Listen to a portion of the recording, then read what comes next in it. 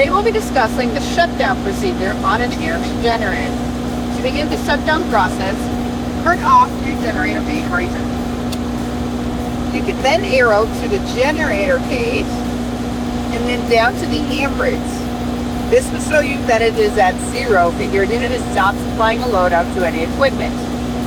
Then you will simply press the red stop button and it will shut the machine off.